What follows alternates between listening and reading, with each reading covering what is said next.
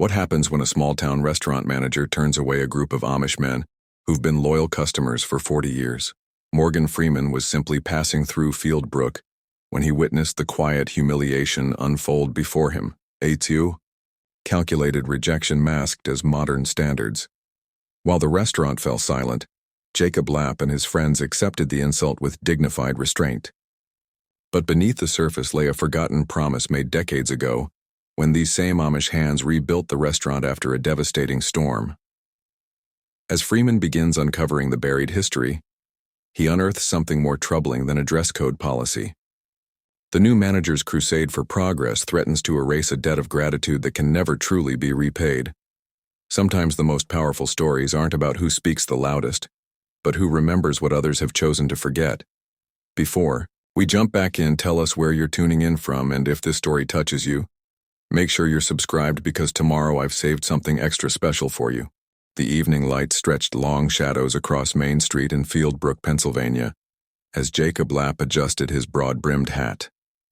The small group of Amish men walking with him moved unhurriedly along the sidewalk, their footsteps falling in a comfortable rhythm that spoke of decades of friendship. "The special today should be pot roast," Jacob said quietly, his weathered face creasing into a slight smile beneath his full beard. Tuesday has been pot roast day since 1982. Samuel Yoder, the youngest of their group at 32, nodded respectfully, but said nothing. His eyes, though, held a different energy than the peaceful acceptance of his elders. Samuel's father had brought him to Parker's family restaurant as a boy, just as Jacob had once brought his own son. The tradition was as much a part of their community as the Sunday service. "I remember when old Mr. Parker would save us the corner table," remarked Eli Fisher, one of the older men in the group, "even during the tourist season when every seat was filled." "He was a good man," agreed Jacob, as they approached the familiar storefront. Despite the changes he'd noticed over recent months, the new sign, the repainted facade, this place held 4 decades of memories for him. Birthday celebrations, the meal he'd shared with his wife on their 40th anniversary, just weeks before she passed. Simple Tuesday dinners that marked the steady rhythm of a life well lived. The restaurant's windows glowed warmly against the deepening twilight.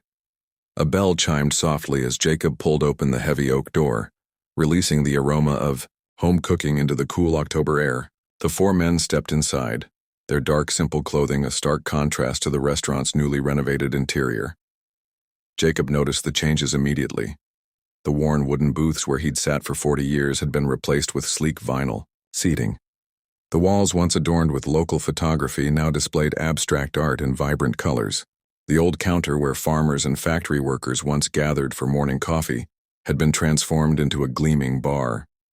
But most striking was the unfamiliar face approaching them. A man in his mid-30s with a pristine white shirt and a polished smile that didn't quite reach his eyes. "Good evening," the man said, extending his hand to block their path rather than welcome them. "I'm Gary Mitchell, the new manager." Jacob nodded politely. "Good evening to you. Table for 4, please. By the window if it's available." Gary's smile tightened. "I'm afraid I can't seat you tonight." A beat of silence followed. At a nearby table, a fork paused midway to someone's mouth. A woman with 2 children glanced up, her conversation halting mid-sentence. "Is there a problem?" Jacob asked, his voice steady despite the confusion clouding his eyes. Gary cleared his throat, straightening the lapel of his jacket with manicured fingers.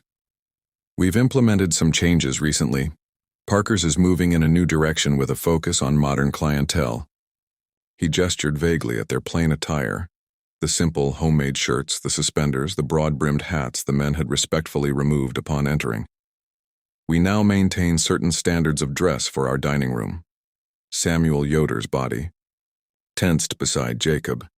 His hands curled slowly into fists, the knuckles whitening. Jacob sensed the young man's anger and gently placed a hand on his arm.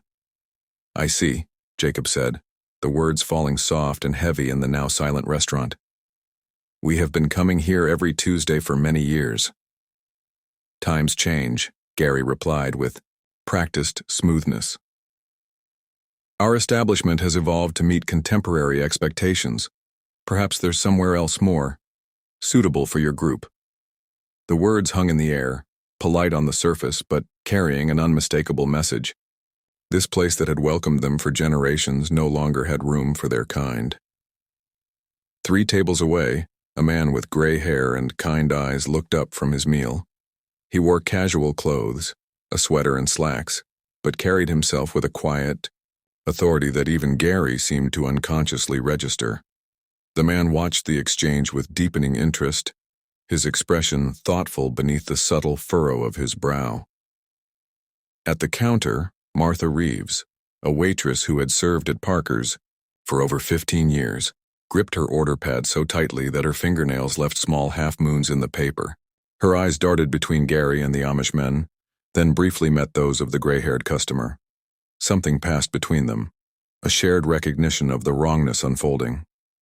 "I understand," Jacob finally said, though everything in his gentle demeanor suggested he didn't, not truly.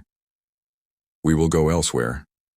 "Jacob," Samuel started, a note of protest rising in his voice. "It's all right, Samuel," Jacob interrupted softly. "We will not impose where we are not welcome." The 4 men turned toward the door, their movements deliberate and dignified. No angry words, no raised voices. Just the soft shuffle of boots against tile and the slight creak of the door as they prepared to leave. The restaurant had fallen, completely silent. Forks hovered over plates. Conversations hung unfinished in the air. The wrongness of the moment seemed to press against the windows, making the space feel suddenly smaller. An older couple at a nearby table exchanged uncomfortable glances. A businessman with a laptop open before him stared at his screen, deliberately avoiding eye contact with anyone. A young woman whispered something to her companion, her expression troubled. Just as Jacob reached for the door handle, Martha stepped forward, coffee pot still in hand. "Mr. Mitchell, these men have been loyal customers for—" "That will be all?" "Martha." Gary cut her off, his tone making it clear this wasn't a discussion. "Please see to table 7. Martha's shoulders slumped slightly as she retreated, casting an apologetic glance toward Jacob. The old man nodded almost imperceptibly, a gesture of understanding that seemed to say he didn't blame her. As the Amish men stepped outside into the gathering darkness, the gray-haired customer at table 12 set down his fork with careful precision. Morgan Freeman had come to Fieldbrook for a quiet visit with an old friend, not to witness injustice. Yet here it was, unfolding before him with such ordinary cruelty that it made his meal turn tasteless in his mouth. His eyes followed Jacob Lapp's group as they walked away from the restaurant, their backs straight, their pace unhurried. There was something profoundly moving about their dignity, and something deeply troubling about how easily they had been dismissed. In that moment, Morgan was reminded of other times, other places where people had been turned away for who they were rather than anything they had done. The restaurant slowly returned to normal. Conversations resumed, though noticeably subdued. Gary moved among the tables with his practiced smile, as if ensuring that the uncomfortable moment had passed. But Martha's hands trembled slightly as she refilled coffee cups, and more than one customer left a larger tip than usual, as if in silent apology for something they hadn't caused but had witnessed without protest. Morgan Freeman had spent a lifetime understanding the power of voices, both those that speak and those that remain silent. He recognized the weight of this moment, how it would settle into the fabric of this small town if left unchallenged. His gaze shifted to Gary Mitchell, who was already moving on to greet new customers as if nothing of consequence had occurred. "Everything, to your satisfaction, sir?" Gary asked, stopping briefly at Morgan's table. Morgan looked up at him, his expression measured but penetrating.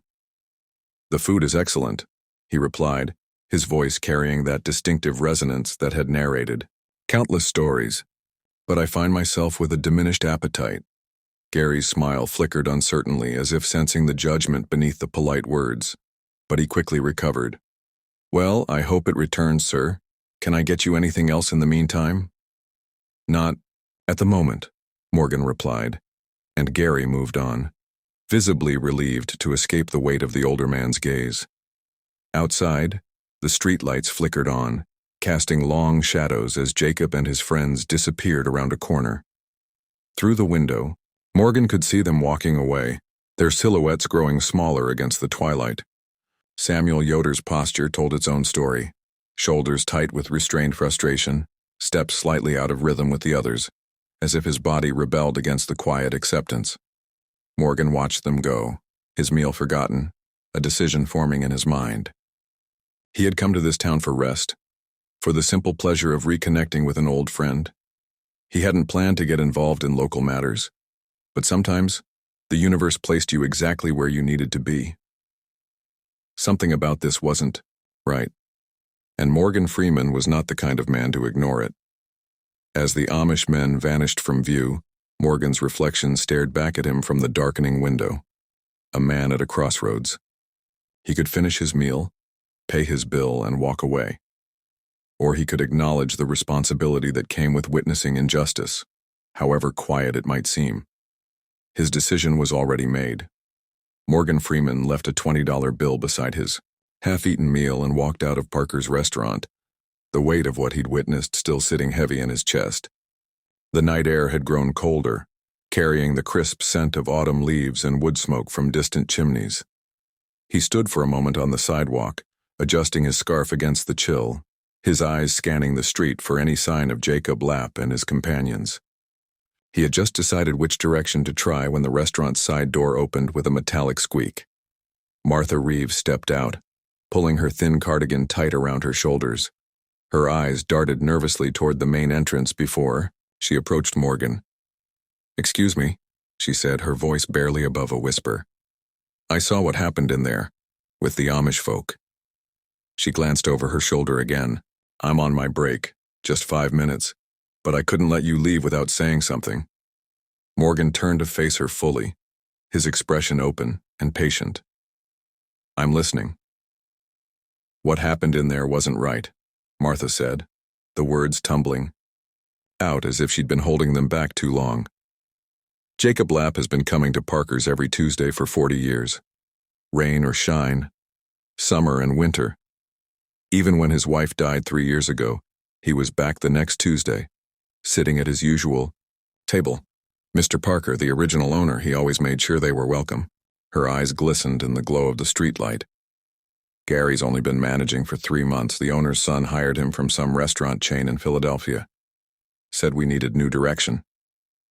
She made air quotes with trembling fingers. "But this isn't what Parker's is about. Never has been." "Why doesn't anyone speak up?" Morgan asked gently. Martha's shoulders slumped. "I need this job. Single mom, 2 kids in high school." She brushed a strand of graying hair from her face. "And I'm not the only one.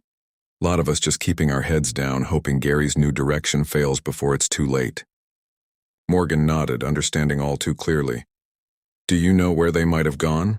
Jacob and his friends?" "If they're looking for dinner, probably Mel's Diner down on Hickory Street. It's nothing fancy, but Mel's good people." She checked her watch. "I've got to get back before Gary notices." "Thank you, Martha," Morgan said warmly. "For the information and for caring." She gave him a tired smile. "In case you're wondering, they usually walk back along Cedar Road toward the Amish community, about 4 miles east. They'll be moving slow, especially Jacob. His arthritis acts up in the cold." As Martha hurried back inside, Morgan set off at a brisk pace toward Cedar Road, guided by the lights of the town square. It didn't take long to spot the 4 black-clad figures moving slowly along the roadside. "Excuse me?" Morgan called as he approached. "Mr. Lapp?" The 4 men stopped and turned. In the dim light from a distant street lamp, Jacob's face was a study in quiet dignity. "Yes?" he answered, his tone neither welcoming nor unwelcoming, simply patient. Morgan caught up to them, extending his hand. "My name is Morgan Freeman. I was at Parker's when you were turned away. I wanted to speak with you if you have a moment." Jacob hesitated only briefly before shaking Morgan's hand. "We have a moment." "I was hoping you might join me for dinner," Morgan said. "I understand. Mel's Diner is nearby." Samuel Yoder stepped forward slightly, Why? The question was direct. His eyes narrowed with suspicion. Morgan met the younger man's gaze steadily. Because what happened tonight wasn't right, and I'd like to understand more about it, about this town, about Parker's restaurant, and about your history here. Jacob studied Morgan's face for a long moment. You're not from Fieldbrook. No, Morgan replied. I'm visiting an old friend. But sometimes an outside perspective can be valuable. After a brief, silent consultation with his companions, Jacob nodded. We would be pleased to accept your invitation, Mr. Freeman. 20 minutes later, they were seated in a worn red booth at Mel's Diner, a no-frills establishment with checkered tablecloths and the comforting aroma of coffee and grilled onions. A waitress named Doris greeted Jacob by name and took their orders with easy familiarity. So you come here often as well? Morgan asked after she left. Not as often as Parker's, Jacob replied, his hands folded neatly on the table. But Mel has always been welcoming. Tell me about Parker's, Morgan prompted gently. Martha mentioned you've been eating there for 40 years. Jacob's eyes softened with memory. James Parker opened that restaurant in 1979. I was a younger man then, just 36, with 3 small children and a farm to run. My wife Ruth, she loved to cook, but every Tuesday she would say, Jacob, tonight I rest and we go to Parker's. A small smile lifted his beard. It became our tradition. Samuel, sitting beside Jacob, kept his gaze on his water glass, but his attention was clearly focused on every word. James Parker was a good man, Jacob continued. He understood our ways, respected them. He would say, Jacob, your money is as good as anyone's, and your company is better than most. The old man sighed softly. When he passed, his son took over, Henry Parker. He was younger, had new ideas, but he kept his father's values. Until recently. What changed? Morgan asked. Henry moved to Pittsburgh last year. His health was failing. Sold the restaurant to some investment company, I'm told. Jacob shook his head slightly. The new manager, he has different ideas about what makes a successful business. Doris returned with plates of meatloaf and mashed potatoes. As they began to eat, Samuel finally spoke up. It's not just about dinner, he said, his voice tight with controlled emotion. It's about respect, about belonging. He set down his fork. Jacob, you always teach patience and forgiveness. But when do we stand up for ourselves? When do we say, this is wrong? Jacob considered the question carefully. Our way is not to fight, Samuel. It never has been. I'm not talking about fighting, Samuel insisted. I'm talking about being heard. Morgan watched the exchange with interest. There's a difference between fighting and standing up for what's right, he offered. Sometimes silence can be mistaken for acceptance. Our silence is not acceptance, Jacob said firmly. It is a choice, a hard one sometimes. He looked at Samuel with understanding in his eyes. But I hear your frustration. I feel it too. Morgan leaned forward slightly. Would you tell me more about your history with Parker's?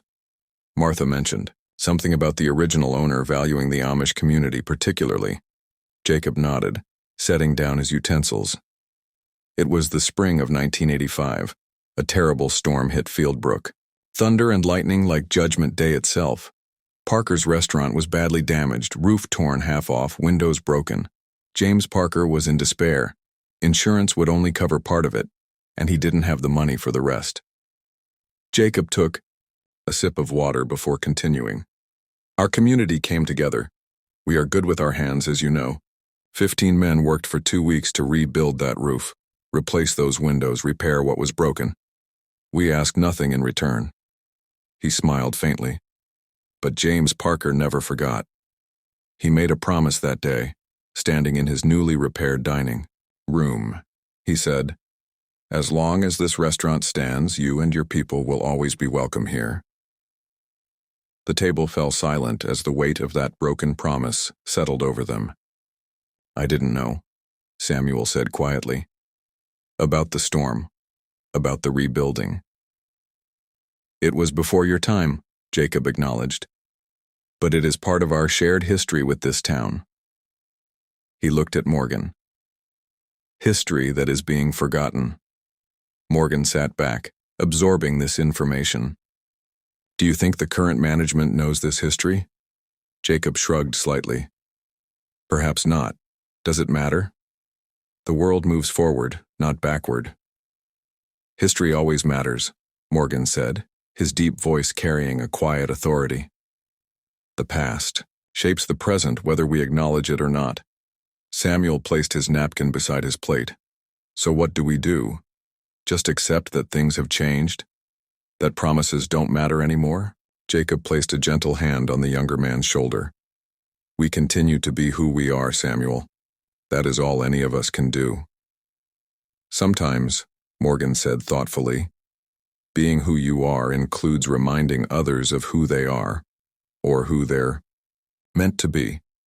Their conversation continued as they finished their meal, touching on the changes in Fieldbrook over the decades, the challenges facing the Amish community in a rapidly modernizing world, and the simple values that had guided Jacob through his long life. Morgan listened more than he spoke, his expressive eyes taking in every detail, every nuance of emotion.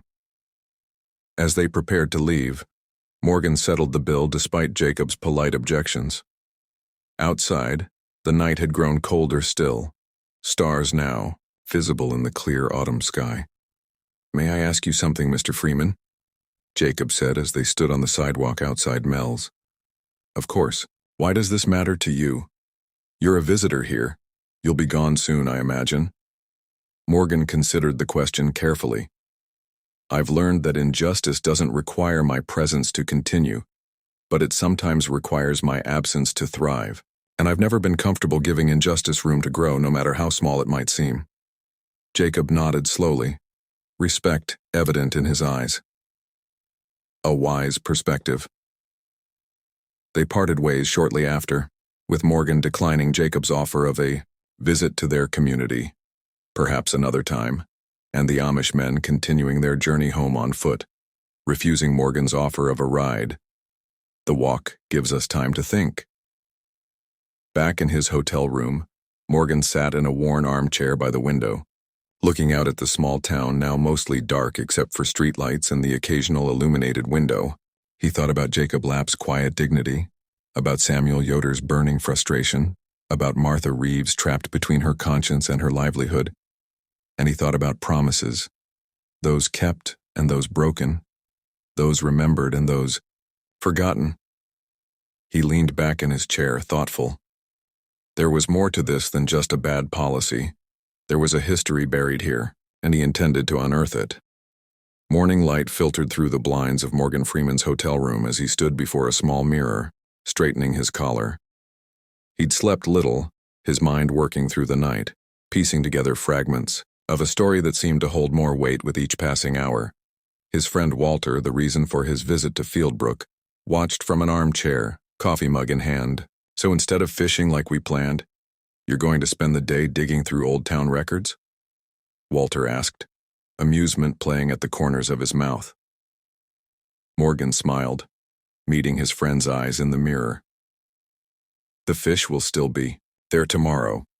And this is really how you want to spend your vacation, getting involved in small-town politics over a restaurant policy? Morgan turned, his expression composed but resolute. It's not about a policy, Walter. It's about something being forgotten that shouldn't be. He picked up his jacket. You grew up here. If anyone should understand the importance of memory, it's you. Walter sighed, setting down his coffee. The Fieldbrook Historical Society opens at 9. Marion Powell runs it now. She's been the town historian for 30 years. If anyone knows the details you're looking for, it's her. He stood up. I'll drive you. An hour later, Morgan sat in a small, cluttered office in the back of the Fieldbrook Historical Society, a converted Victorian house near the town square. Marion Powell, a sharp-eyed woman in her 70s with silver hair pulled into a neat bun, regarded him with polite curiosity. So you're interested in Parker's restaurant? She asked, adjusting her glasses. Any particular reason? I'm interested in its history, Morgan replied carefully. specifically its relationship with the Amish community. Something flickered in Marion's eyes. Recognition, perhaps, or concern. That's an interesting chapter in our town's history. She studied him for a moment longer before nodding to herself. Wait here. She disappeared into an adjoining room filled with filing cabinets and returned several minutes later carrying a leather-bound album and a folder of yellowed newspaper clippings. April 1985, she said, placing them on the desk. We had what the papers called the deluge. 3 days of rain followed by a lightning storm that took out half the power lines in the county. She opened the album to reveal photographs of Fieldbrook after the storm. Flooded streets, fallen trees, damaged buildings. Her finger pointed to a black and white image of Parker's restaurant with its roof partially collapsed and windows shattered. James. Parker had just expanded the restaurant the year before. Put everything he had into it. The storm couldn't have come at a worse time. She slid a newspaper clipping toward Morgan. The headline read, "Local businesses struggle to rebuild after storm." Morgan read the article carefully. It mentioned Parker's restaurant specifically, quoting the owner's concerns about insufficient insurance coverage and the possibility of closing permanently. What happened next, he asked, though he already knew part of the answer. Marion's expression softened. Something that should be taught in every history class but isn't. She turned the page to reveal another photograph, this one showing a group of Amish men working on the restaurant's roof. The Amish community came to help. No one asked them to. They just showed up one morning with tools and lumber and got to work. For 2 weeks straight, they repaired that restaurant. New roof, new windows, rebuilt what was broken. Morgan studied the photograph, easily recognizing a much younger Jacob Lapp among the workers. And they asked for nothing in return? Nothing, Marion confirmed. That's their way. But James Parker wasn't about to forget what they'd done. She pulled out another clipping, this one from a month after the storm. The photo showed James Parker standing with several Amish men in the restored restaurant. The caption read, "Parker's restaurant reopens thanks to Amish neighbors." James made a promise that day, Marion continued. Said as long as Parker's was in business, the Amish would always be welcome there. More than welcome. Honored guests. She closed the album gently. For 30 years he kept that promise. And after he passed, his son Henry did too. Morgan nodded slowly. Until now. Marion's eyes narrowed slightly. Has something happened? Morgan briefly explained what he'd witnessed at the restaurant. Marion's face darkened as he spoke. Gary Mitchell, she said, nearly spitting the name. That young man has no sense of history or community. He's been tearing down everything that made Parker's special since the day he arrived. She shook her head. But to turn away the Amish, now that crosses a line. Why hasn't anyone spoken up? Morgan asked. Marion sighed. Fieldbrook has changed, Mr. Freeman. Lot of new people moving in who don't know the history and memories fade, even for those who've been here all along. She gazed out the window, toward the town square. It's shameful how quickly we forget our debts. Morgan spent the next few hours poring over additional records and photographs Marion provided, learning more about Fieldbrook's history and the intertwined relationship between the town and its Amish neighbors. By early afternoon, he had filled a small notebook with details and was preparing to leave when Marion stopped him. There's someone else you should talk to, she said. Ernest Weber. He was James Parker's best friend, worked as the head cook at Parker's for nearly 20 years. He'd know more about that time than anyone still living. Where can I find him? Fieldbrook, retirement home on Maple Street. He's 92 now, but sharp as ever. Meanwhile, at the Lapp farm several miles outside town, Samuel Yoder stood in the doorway of Jacob's workshop, watching the older man carefully plane the edge of a wooden table leg. For several minutes, the only sound was the rhythmic scraping of the tool against wood. You're troubled, Samuel, Jacob finally said without looking up. I can hear you thinking from here. Samuel stepped inside, the scent of sawdust and varnish surrounding him. I spoke with my father last night about what happened at Parker's. Jacob nodded but continued working. I told him about Mr. Freeman, about his interest in our history with the restaurant. Samuel moved closer, his hands restless at his sides. Father said we should be careful. That outsider involvement might bring unwanted attention to our community. Jacob set down his plane and looked up.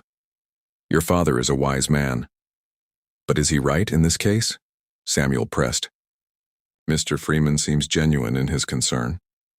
I believe he is, Jacob agreed. But that doesn't mean his actions will bring the outcome he hopes for. Samuel paced the small workshop. So we do nothing? Except being treated as if we're unworthy of sitting at their tables after all our community did for that place? Jacob carefully brushed wood shavings into a neat pile. Pride is a dangerous thing, Samuel. This isn't about pride, Samuel insisted. It's about respect. About remembering. Jacob was silent for a long moment. I have lived 76 years in this world, Samuel.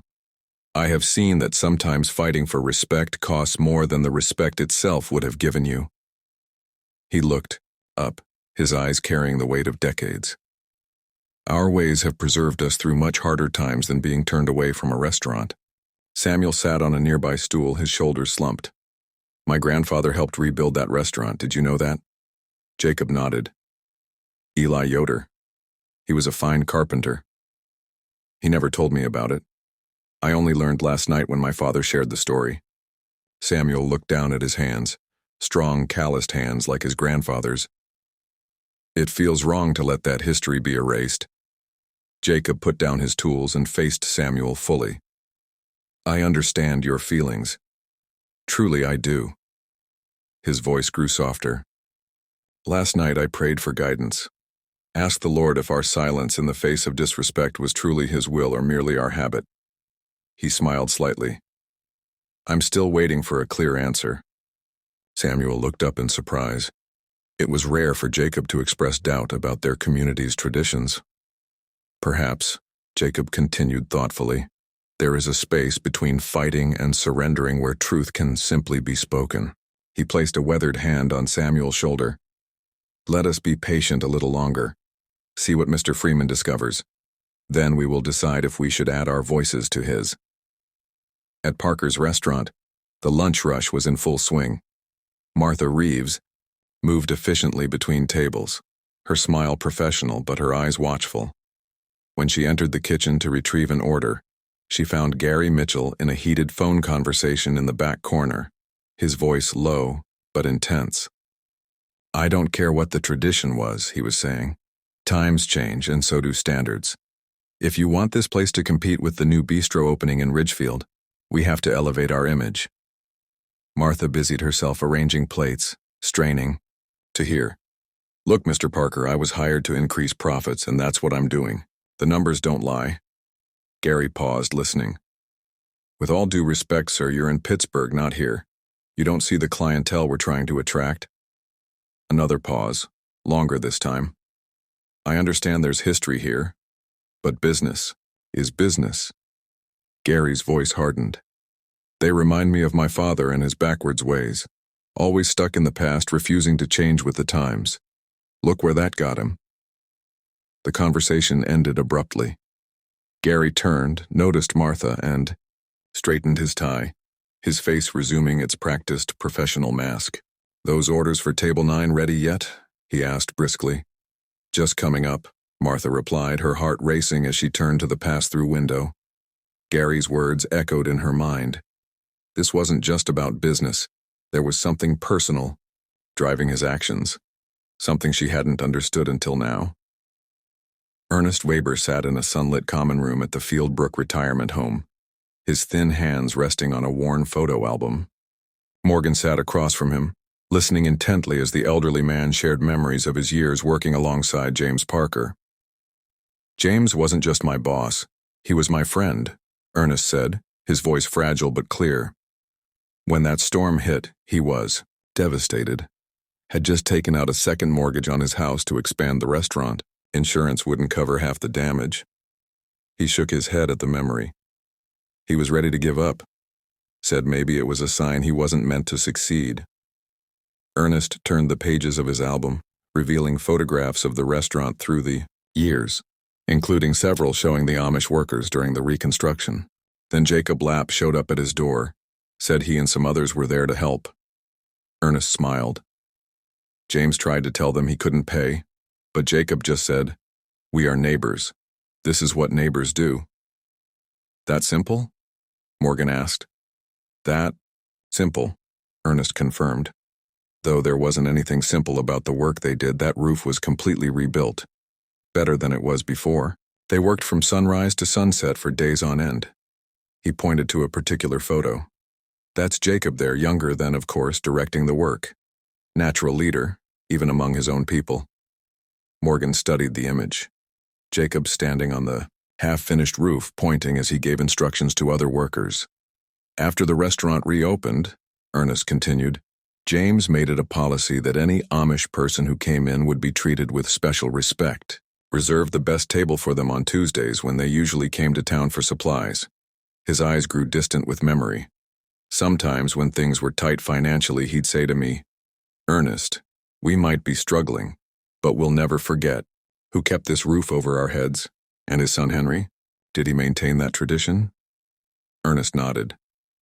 Henry grew up watching his father's interaction with the Amish. He understood the importance of it. He frowned slightly. "But Henry's health hasn't been good these past few years. He moved to Pittsburgh to be closer to his daughter in medical care. Sold the restaurant to some investment company." He shook his head. "Not the same anymore from what I hear." Morgan leaned forward. "Mr. Weber, do you know if there's any documentation of James Parker's promise to the Amish? Anything written down?" Ernest's brow furrowed in concentration. "There, might be. James was sentimental about such things. He kept all kinds of mementos in his office." He looked up suddenly. "The strongbox." "Strongbox?" James had an old metal strongbox he kept important documents in. Family records, the original deed to the restaurant, things like that. When he died, everything went to Henry. If there's any record of that promise, it would be there. Morgan thanked Ernest for his time and was preparing to leave when the elderly man caught his sleeve. "Mr. Freeman, why are you interested in all this, if you don't mind my asking?" Morgan explained what had happened at the restaurant. Ernest's face darkened with each word. "That's not right," the old man said firmly. "Not right at all."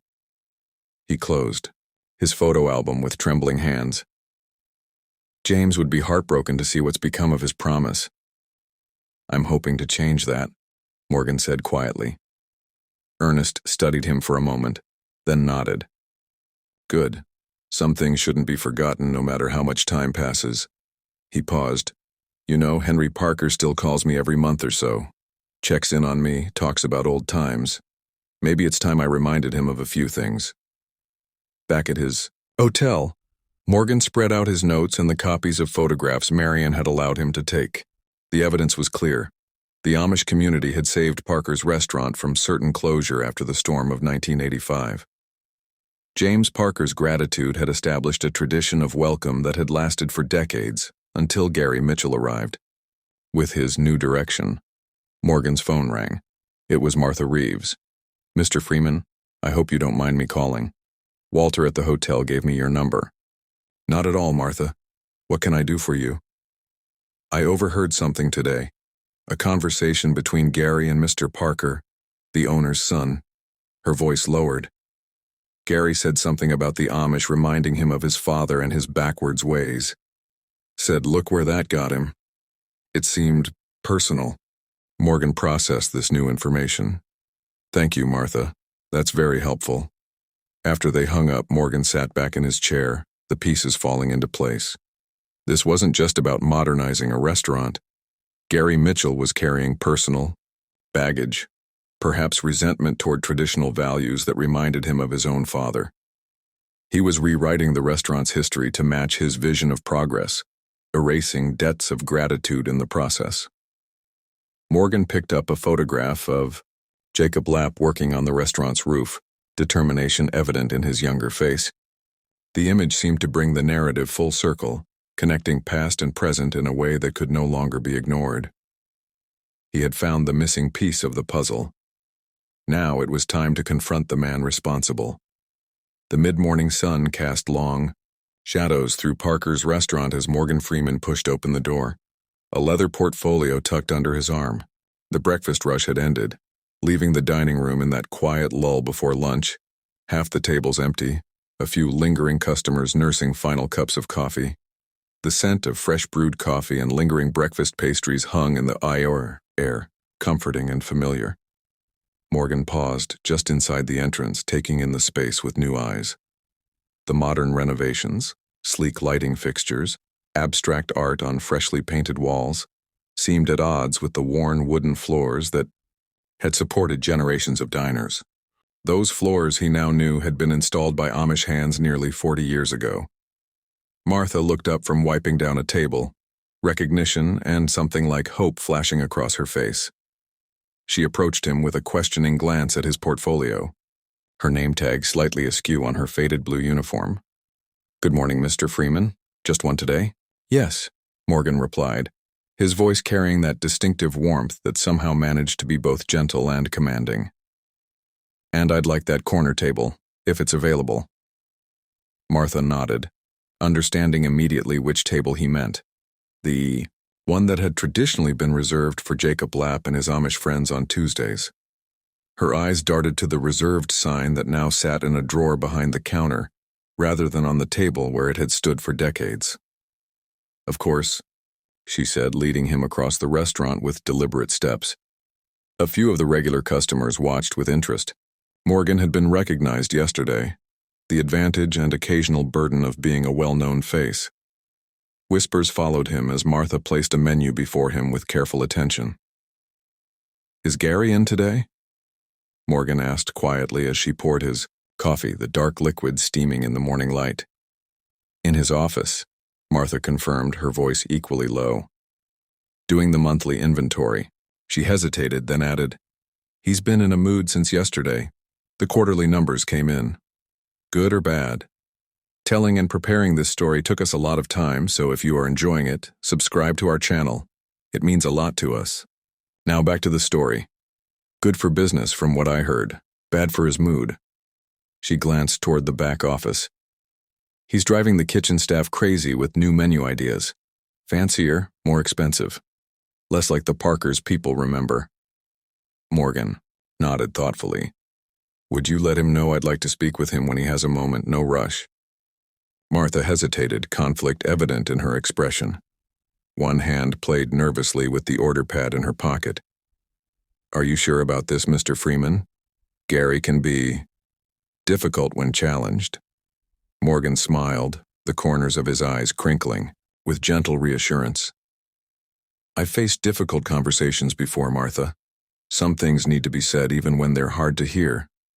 She nodded, seeming to draw strength from his certainty. "I'll let him know.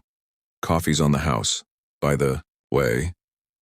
With a conspiratorial smile, she added, "Manager's not the only one who can make policy around here." After Martha left, Morgan opened his portfolio, spreading several photographs and newspaper clippings across the table. He arranged them carefully, like a lawyer preparing evidence for a crucial case. A photograph of Jacob Lapp working on the Yoi restaurant's roof. The newspaper headline announcing the reopening. A letter of thanks from James Parker to the Amish community, provided by Ernest Weber from his personal collection. Morgan placed the items with deliberate care, mindful of their positioning, their visual impact. Then he sat back, sipping his coffee, radiating a calm certainty that drew curious glances from other patrons. Across the room, two elderly women watched him with undisguised interest. "That's him, right?" one whispered to the other. "From the movies?" "I think so," her companion replied. "What's he doing with all those old pictures?" Morgan pretended not to hear, though a faint smile touched his lips. In his experience, a small audience sometimes helped the truth find firmer footing. 20 minutes passed. Morgan ordered a small breakfast, toast and fruit, and was halfway through it when Gary Mitchell emerged from the back, straightening his tie as he approached Morgan's table. His professional smile was in place, but wariness shadowed his eyes. "Mr. Freeman, right? Martha said you wanted to see me." His gaze flickered to the documents on the table, a momentary confusion crossing his face before his polished expression returned. "Is there a problem with your meal?" I haven't ordered yet, Morgan replied evenly, though his empty plate clearly contradicted this. It was a small test. Would Gary point out the obvious error, or let it pass? I was hoping you might. Join me for a few minutes. There's something I'd like to discuss with you. Gary's smile tightened as he glanced at the half-eaten toast. He chose not to comment on the discrepancy. I'm rather busy with inventory this morning. This won't take long, Morgan said, gesturing to the chair across from him. And I think you'll find it relevant to your business interests. After a moment's hesitation, Gary sat down, his posture stiff, eyes wary. He was younger up close than Morgan had initially thought. Mid-30s, perhaps, with the carefully cultivated appearance of someone who believed success was partially about aesthetics. What's this about? Gary asked, his fingers drumming once on the table before he caught himself and stopped the nervous gesture. Morgan looked directly at him, holding his gaze with quiet intensity. It's about history, Mr. Mitchell. Specifically, the history of this restaurant and its relationship with the Amish community. Gary's expression closed immediately, like shutters being drawn across a window. If this is about Tuesday night, I've already explained our policy. Parker's is moving in a new direction. Yes, you mentioned that, Morgan interrupted gently. But before you can move in a new direction, it's important to understand where you've been. He turned one of the photographs around, pushing it toward Gary. Do you recognize this building? Gary glanced down at the black and white image of Parker's restaurant with its roof partially collapsed, wooden beams exposed to the sky, windows shattered. Obviously, it's this restaurant some time ago. What's your point? April 1985, Morgan said, his deep voice taking on the quality that had narrated so many stories, drawing listeners into worlds they hadn't known existed. A storm nearly destroyed this place. The owner, James Parker, was facing bankruptcy. Insurance wouldn't cover the damage, and he'd recently mortgaged his home to expand the business. He slid another photograph across the table, and then this happened. Gary looked down at the image of Amish men working on the restaurant's roof. His expression remained carefully neutral, but something flickered in his eyes, a recognition, perhaps, that there was more to this story than he had known. The Amish community came to James Parker's aid, Morgan continued, his voice measured and clear enough that nearby diners could hear without him seeming to project. They rebuilt this restaurant, working for 2 weeks straight. They asked for nothing in return. He paused, allowing the weight of his words to settle in the quiet restaurant. Nothing except the assurance that they would always be welcome here. A muscle tightened in Gary's jaw. That was nearly 40 years ago, Mr. Freeman. Times change. Businesses evolve. Indeed they do, Morgan agreed, his voice deepening slightly. But debts of gratitude? Those don't expire. He pushed forward a yellowed newspaper clipping with the headline about Parker's reopening thanks to Amish neighbors. James Parker understood that. So did his son Henry. At a nearby table, the two elderly women had gone silent, their attention fully captured by the unfolding conversation. Gary's confident facade began to show the first hairline cracks, a slight tightening around the eyes, a barely perceptible shift in his posture.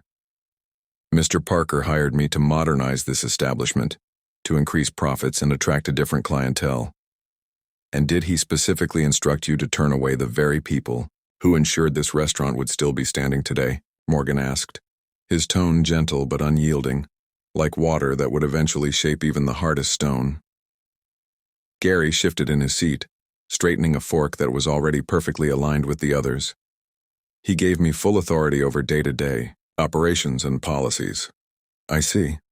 Morgan leaned forward slightly, his presence somehow expanding without him raising his voice. Tell me, Mr. Mitchell, do you believe that progress and decency are mutually exclusive? That one must be sacrificed for the other? The question hung in the air between them. At a nearby table, a couple who had been lingering over coffee suddenly became very interested in their empty cups. The elderly women exchanged glances. A businessman who had been working on his laptop closed it quietly, his attention now fully directed toward their conversation. This isn't about decency, Gary finally said, his voice hardening like cement setting.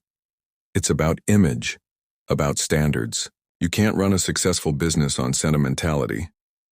On the contrary, Morgan replied, the hint of a smile touching his lips. The most successful businesses understand that their foundation is built on relationships, on trust, on keeping their word. He tapped the photograph of the Amish workers. Jacob Lapp was right here, helping to rebuild this place. The same Jacob. Lapp you turned away on Tuesday night? Gary's eyes widened slightly, the first clear sign that Morgan's words were hitting home.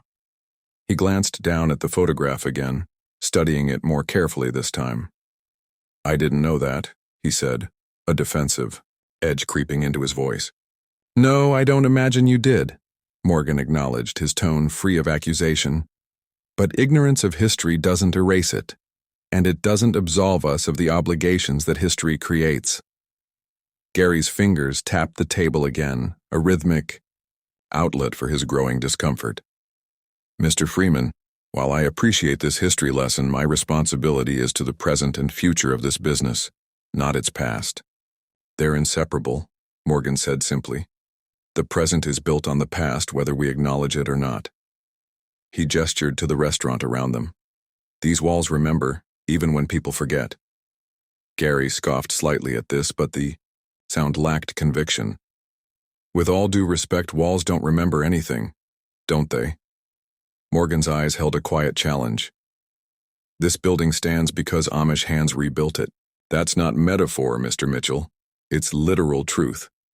A silence fell between them. Martha, who had been watching from a discreet distance, approached with a fresh pot of coffee. As she refilled Morgan's cup, her hand trembled slightly, spilling a few drops onto the tablecloth. Sorry about that, she murmured, quickly dabbing at the spill. No harm done, Morgan assured her. Would you like to order now, Mr. Freeman? She asked, perhaps seeking to ease the tension. Not just yet, thanks. You, Martha. His eyes never left Gary's face. After she walked away, Gary leaned forward, dropping his voice.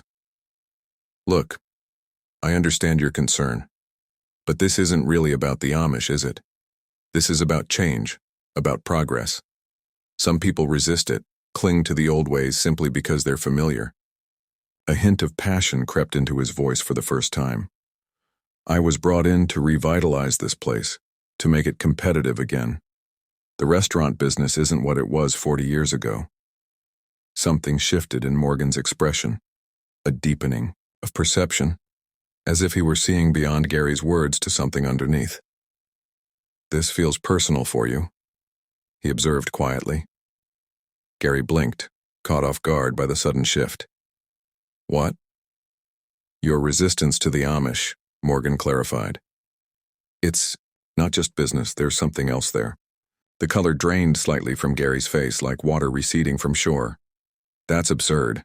I don't even know these people. Perhaps not, Morgan acknowledged, but they represent something that troubles you deeply.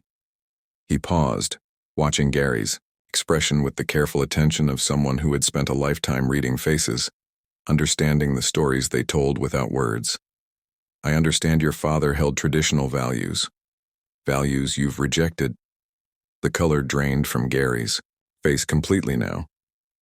Who told you about my father? Does it matter? Morgan asked gently. What matters is that you're allowing old wounds to influence your judgment, to justify breaking a promise that was made long before you arrived here. Gary's hand, resting on the table, curled into a fist. You don't know anything about me or my father. I know that pain often masquerades as principle, Morgan replied, his voice so quiet that Gary had to lean forward to hear him. And that healing begins with recognizing the difference. For a moment, something vulnerable flashed in.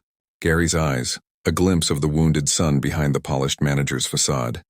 Then it was gone, replaced by hardening resolve. Gary stood abruptly, nearly knocking over his chair. I think we're done here. Morgan remained seated, his calm unbroken by Gary's sudden movement. Almost, he agreed. Just one more thing. Despite himself, Gary paused, one hand still resting on the table. Decency doesn't have an expiration date, Mr. Mitchell. Morgan's voice carried through the quiet restaurant. His words simple but powerful, like a bell ringing in clear air.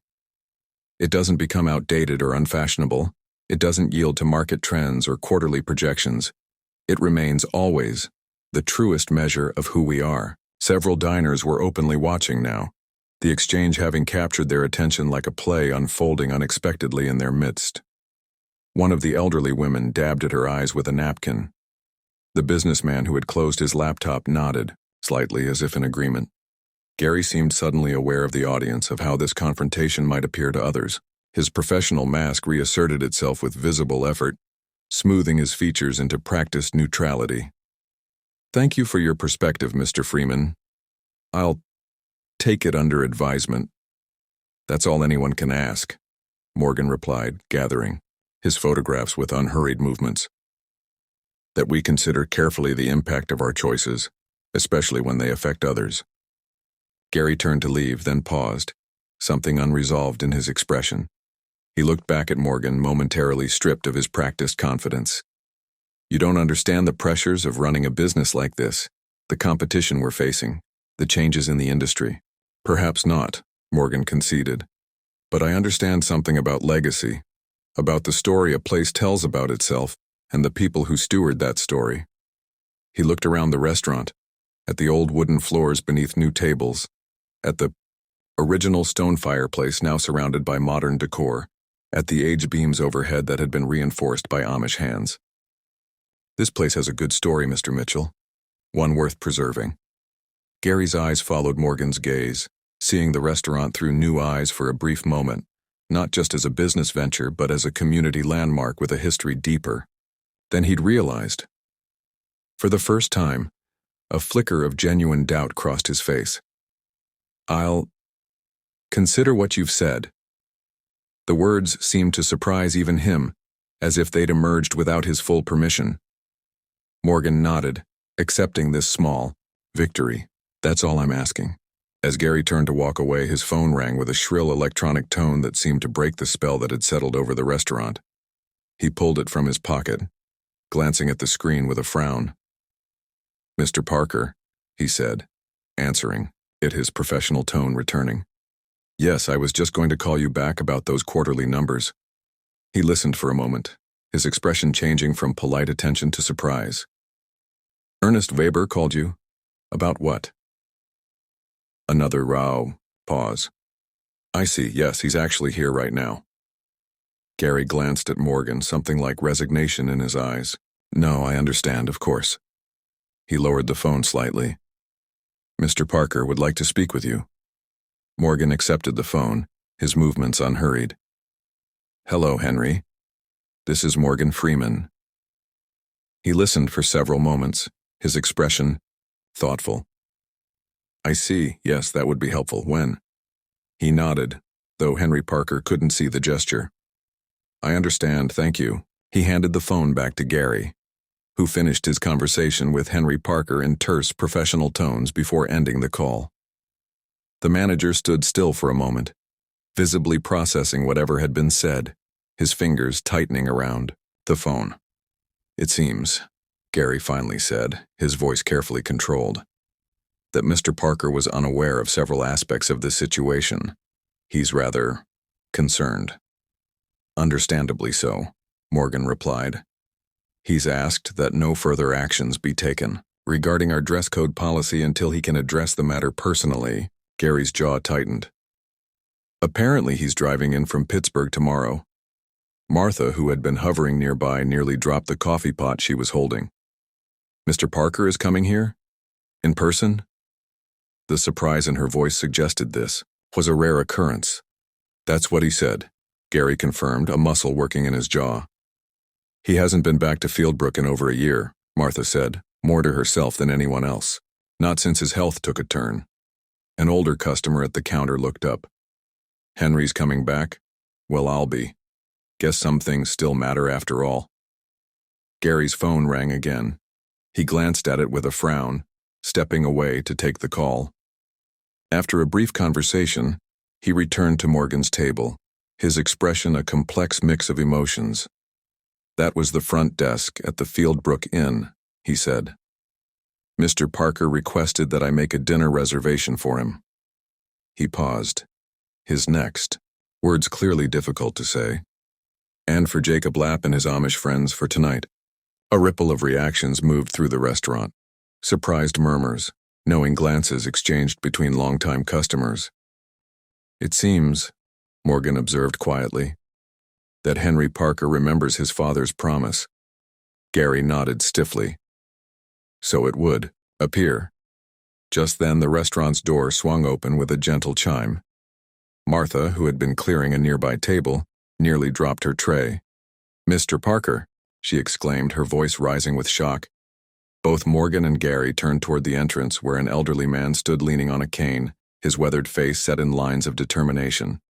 He wore a rumpled suit that hung somewhat loosely on his thin frame, suggesting recent weight loss.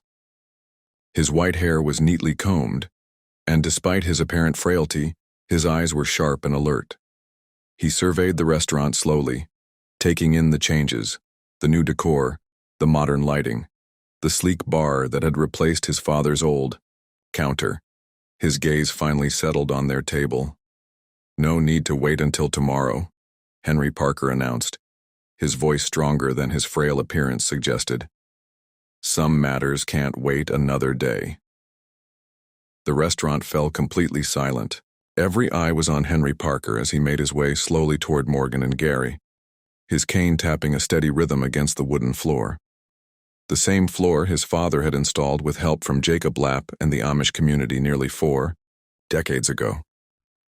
Henry Parker stood just inside the entrance of the restaurant that bore his family name, leaning heavily on his cane, his thin frame a shadow of the robust businessman who had once commanded this space with easy authority. The journey from Pittsburgh had clearly taxed him. His breathing was slightly labored, and a fine sheen of perspiration glistened on his forehead, despite the autumn chill outside. His suit, once perfectly tailored, now hung loosely on his diminished frame, telling its own story of illness and recovery. A hush fell over the restaurant as diners recognized him. Many had watched Henry grow up in this very space, helping his father after school, learning the business from the ground up. Some remembered when he took over after James Parker's passing, maintaining his father's traditions while gently guiding the restaurant into a new era. For them, Henry Parker wasn't just a business owner. He was a living connection to the town's shared history. There was steel in his spine as he surveyed the dining room, taking in the changes to his father's establishment. His eyes lingered on the modern art that had replaced the local photography, the sleek lighting fixtures where warm copper pendants had once hung, the minimalist decor that had erased decades of accumulated character. His expression revealed a mixture of curiosity and something that might have been disappointment. "Mr. Parker," Gary said, quickly recovering his professional composure as he crossed the room. "We weren't expecting you until tomorrow. If I'd known you were coming today, I would have prepared a proper welcome." "Some things can't wait, Gary," Henry interrupted, his voice surprisingly strong despite his frail appearance. His gaze shifted to Morgan Freeman, who had risen respectfully from his table. "And some promises shouldn't be broken no matter how much time has passed." Martha hurried forward, concern etched on her face. She had known Henry for 15 years, had watched his daughter help him to his car the last time he visited, had heard about his struggle with heart disease through the town's quiet channels of information. "Mr. Parker, should you be traveling? Your daughter said the doctors wanted you to rest," she said, unable to keep worry from her voice. A flicker of a smile crossed Henry's face, warming his tired eyes. "I've been resting for a year, Martha. Some things are worth getting out of bed for." His gaze moved past her to settle on the photograph still visible on Morgan's table. "I see you've been doing some research, Mr. Freeman. Just trying to understand the full story," Morgan replied, his resonant voice carrying a note of respect. Henry nodded slowly. "The full story, yes." He gestured toward a nearby chair. "Do you mind? Standing isn't as easy as it used to be." Martha quickly brought a comfortable chair from the back office, and several customers moved to help Henry sit down. A gray-haired man who had been eating alone approached with careful deference.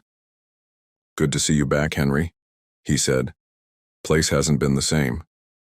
Henry clasped the man's hand briefly. Thanks, Bill. Been too long. Once settled, Henry reached into the inside pocket of his suit jacket, removing a worn envelope that had clearly been folded and unfolded many times over the years. The edges were soft with handling, the paper yellowed with age. He held it with a reverence that suggested its contents were precious beyond measure. I received a call from Ernest Weber this morning, he said, his voice carrying easily in the now silent restaurant.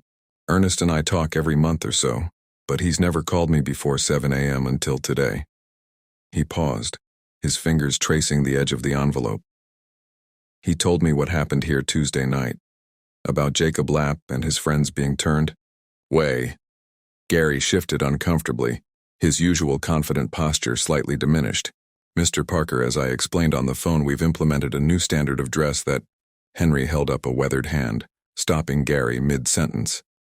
The simple gesture carried such natural authority that Gary fell immediately silent, like a schoolboy reprimanded by a respected teacher. I've known Jacob Lapp since I was 8 years old, Henry said, his gaze moving around the room as if searching for something, or someone. My father introduced us the summer of '65. I remember because I'd just learned to ride a bicycle, and Jacob's son had built a beautiful wooden scooter. We traded for an afternoon. A gentle smile touched his lips at the memory. Is he here? No, Morgan answered. He's at his farm today. Henry nodded, a flicker of disappointment crossing his face. I called him earlier, invited him to dinner tonight. He graciously accepted. He looked down at the envelope in his hands. I was hoping to give him this in person, but perhaps it's better this way. Better that everyone hears it first. He withdrew a single sheet of paper from the envelope, the edges yellowed with age, the creases so deep the paper was nearly translucent along the folds. His hands trembled slightly as he unfolded it. Whether from emotion or physical frailty, it was impossible to tell. My father wrote this letter on May 15, 1985, Henry explained, the day Parker's restaurant reopened after the storm. He glanced up at Morgan. I assume you know about the storm by now? Morgan nodded. I've heard the story. Stories can change. In the telling, Henry said, his voice taking on a thoughtful quality, they get polished with time or diminished. Important details fall away, but this— He gestured with the fragile paper. This hasn't changed. My father kept a copy in the restaurant's records for years. I found the original among his personal effects after he passed. The kitchen door swung open and the head chef emerged, wiping his hands on his apron. He nodded respectfully to Henry. Mr. Parker, he said. Didn't know you were coming. Hello, Miguel, Henry replied. Sorry for the surprise, but I think you'll want to hear this. He gestured to the other kitchen staff hovering in the doorway. All of you. This concerns the heart of what Parker's has always been about. The staff exchanged glances but remained, forming a small semicircle near the kitchen entrance. Even the dishwasher, a young man barely out of his teens, dried his hands and stepped forward to listen. Henry cleared his throat and began to read. To Jacob Lapp and the Amish community of Fieldbrook today, as we reopen the doors of Parker's restaurant, I find myself at a loss for adequate words to express my gratitude. 6 weeks ago, I stood amid the ruins of my life's work, certain that all was lost. The storm had destroyed not just a building, but a dream that had sustained my family for years. My insurance would cover barely half the damage. Banks were unwilling to extend additional loans. I had resigned myself to closing permanently, to walking away from 20 years of building this community gathering place. When you arrived the next morning with your tools and your quiet determination, I did not understand what was happening. When I tried to explain that I could not pay you for your labor, you simply said, "We are neighbors." As if that explained everything. Perhaps it did. For 2 weeks, I watched as you rebuilt what the storm had taken. You worked with skill and purpose, asking nothing in return. You brought not just your labor but your spirit of community, your belief that we are all responsible for one another. I watched Jacob Lapp direct the reconstruction of our roof with more care than if it were his own barn. I saw Eli Yoder replace our shattered windows with hands that seemed to speak to the glass. I witnessed young men and elders working side by side, turning destruction into renewal through the simple dignity of honest work. The debt I owe cannot be measured in dollars. It can only be honored through a promise. As long as Parker's restaurant stands, you and your people will always be welcome here, not just as customers, but as the very foundation upon which this establishment was rebuilt. When my son Henry takes over this business someday, I will ensure he understands this promise, and I hope he will pass it on to whoever comes after him. This letter is a formal recognition of that promise. This restaurant will always have a place for our Amish neighbors, for they are part of its very foundation. What you have given cannot be repaid but will never be forgotten. With deepest gratitude, James Parker. As Henry finished reading, the restaurant remained utterly silent. One could almost hear the gentle ticking of the old clock above the bar, the only original fixture Gary had deemed worth keeping. Martha wiped tears from her eyes, not bothering to hide her emotion. The young dishwasher looked down, perhaps embarrassed by the lump in his own throat. An elderly customer at the counter nodded slowly as if remembering. My father was not a sentimental man, Henry continued after a moment, carefully refolding the paper along its well-worn creases. He was practical, focused on the bottom line, but he understood something fundamental about business, about life, really. He looked up, his gaze sweeping the room. He understood that some debts transcend money, that gratitude once earned should never expire. Gary Mitchell stood perfectly still, his face a complex study in emotion. Disbelief, discomfort, and something that might have been shame. The polished veneer of the confident manager had cracked, revealing a man suddenly unsure of his footing. Found this letter last night after Ernest's call, Henry continued. It was in a box of my father's things I've been meaning to go through since my health took a turn. He looked directly at Gary. When I hired you to modernize this place, I never imagined that would include turning away the very people who saved. And Gary's professional composure cracked fully for the first time. I didn't know, he said, his voice barely audible. About the letter, about the promise. No, Henry acknowledged with a small nod. I should have made sure you did. That's on me. He glanced around the restaurant. But it seems others remembered, even if they didn't speak up. At a table near the window, an elderly man in overalls cleared his throat. I remember that storm, he said, pushing aside his half-eaten pie. Was just a young man then. But I helped, clear debris from the parking lot. Them Amish fellows worked from sunup to sundown, never complained once. Even brought their own lunches so they wouldn't put out the Parkers. My father used to talk about it, added a middle-aged woman at another table. Said James Parker would point out Jacob Lapp to me when I was a little girl, tell me, that man right there is what integrity looks like. She turned to her teenage daughter beside her. I've never told you that story, have I, Emma? About the storm and the rebuilding? The teenager shook her head, suddenly interested in this history that connected her mother to this place. A silver-haired woman who had been quietly eating alone by the window spoke up. James Parker used to keep a photograph behind the register, she said, of himself with the Amish men who rebuilt this place. When you paid your bill, he'd often tell you the story if you were new in town. She smiled faintly. Said he wanted everyone to know what real community looked like. One by one, other longtime customers added their memories of James Parker's special treatment of his Amish customers, of the reserved table by the window, of the quiet respect that had been a hallmark of Parker's for decades. It was as if a dam had broken, releasing a flood of recollections that had been held back by the current of change sweeping through the restaurant. Martha took a small step forward, her hands clasped tightly before her.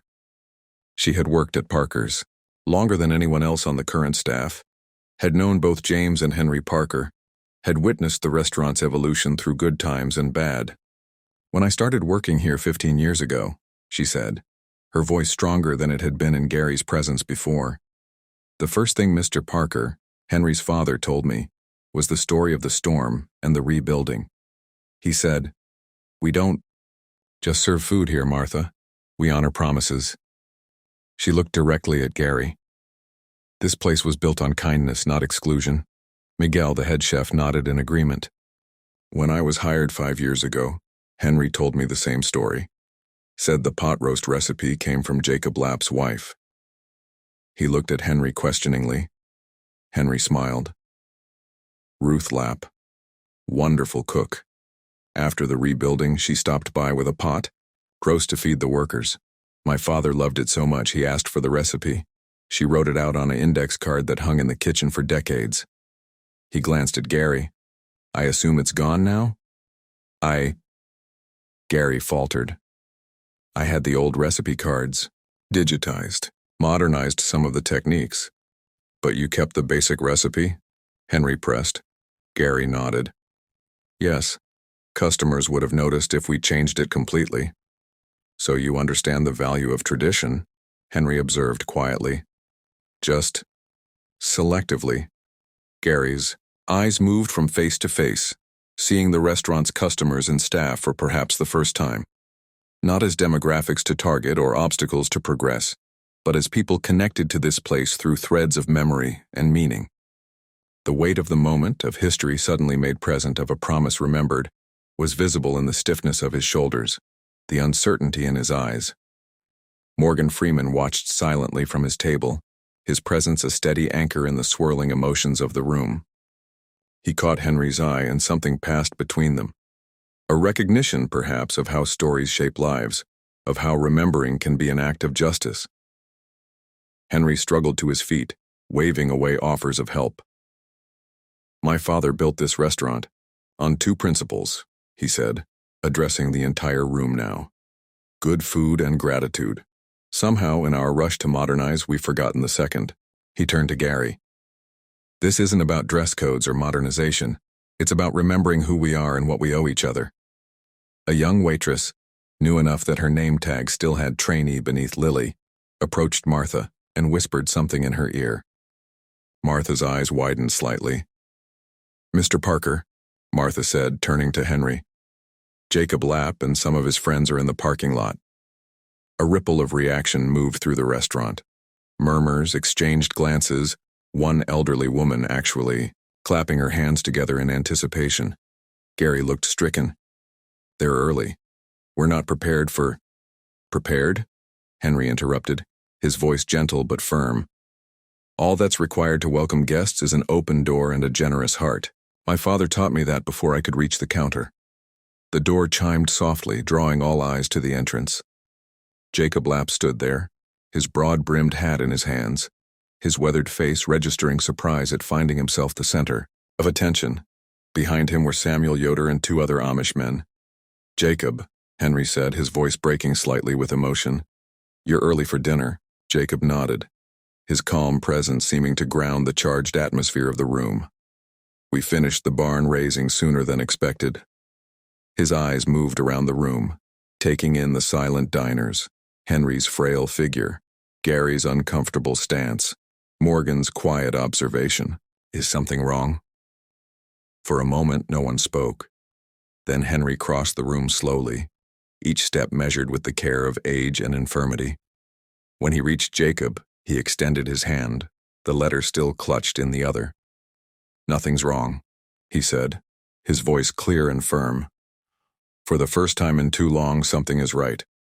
He gestured to the dining room. Please come in. You and your friends are most welcome here. Jacob hesitated, glancing at Samuel, whose expression remained guarded. We received your message, but after Tuesday night, a misunderstanding, Henry said. Samuel Yoder stepped forward slightly, his young face set in serious lines. With respect, Mr. Parker, it didn't feel like a misunderstanding. Your manager made it very clear we weren't welcome. Henry turned to look at Gary, his expression not angry but expectant, like a teacher waiting for a student to correct a mistake. The restaurant fell silent again, all eyes now on Gary Mitchell.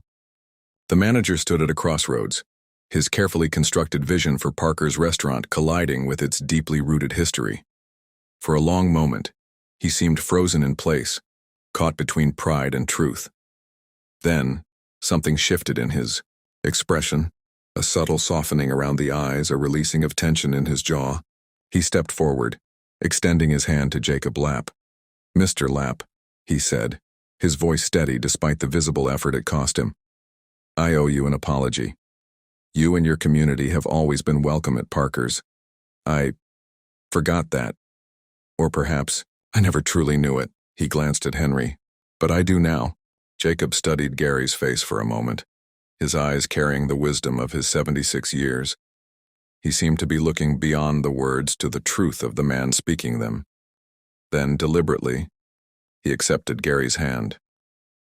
"Apology accepted, Mr. Mitchell." The simple words, spoken with quiet dignity, seemed to release a collective breath the restaurant hadn't known it was holding. "Please," Gary said, gesturing to the corner table, the one that had been Jacob's for 40 years. "Your table is waiting." As Jacob and his companions moved toward the table, Martha quickly removed the reserved sign that had been placed there for their expected dinner later that evening.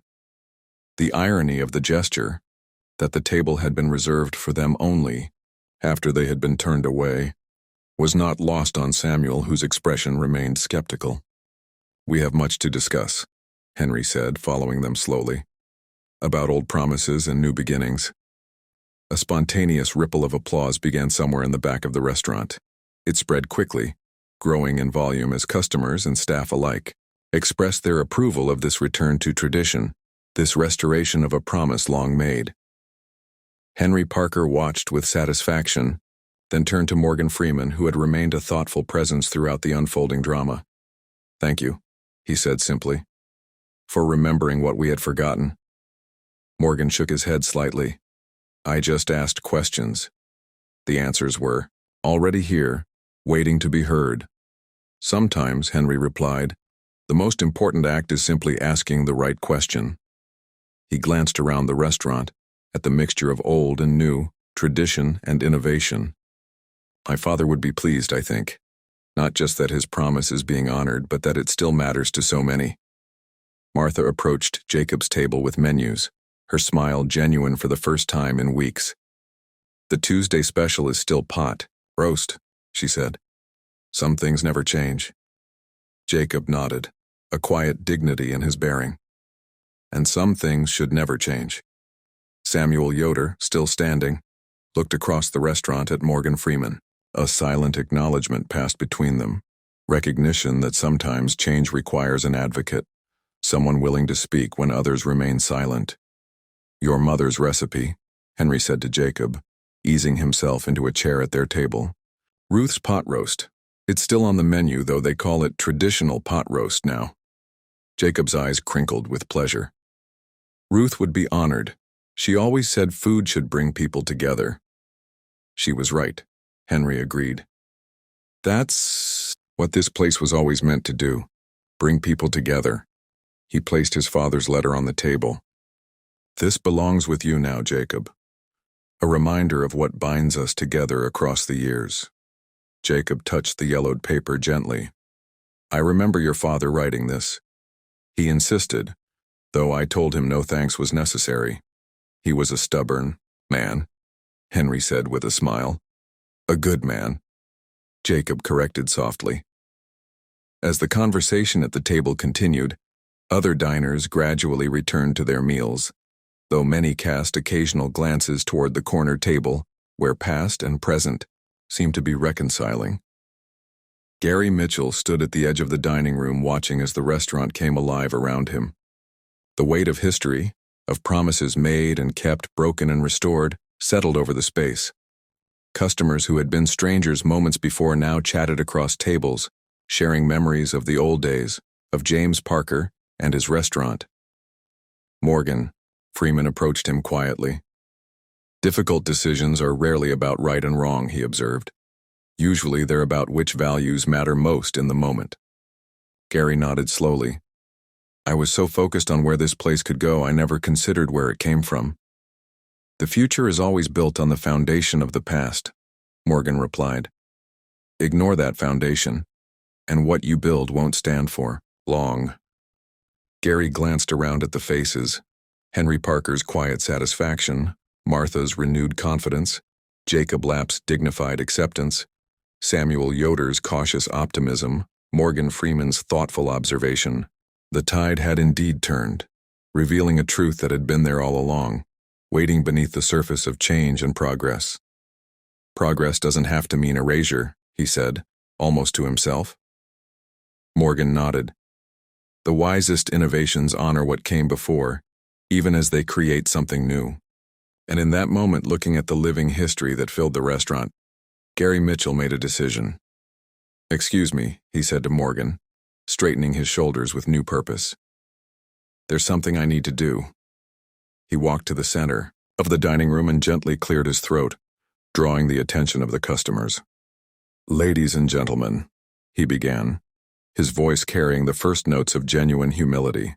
"Today has been educational for me. Some might even say transformational." He glanced toward Jacob's table. "I've been reminded that Parker's restaurant is more than just a business. It's a keeper of promises, a holder of memories." He reached into his pocket and withdrew a small brass plaque, the reserved sign that had once graced Jacob's table.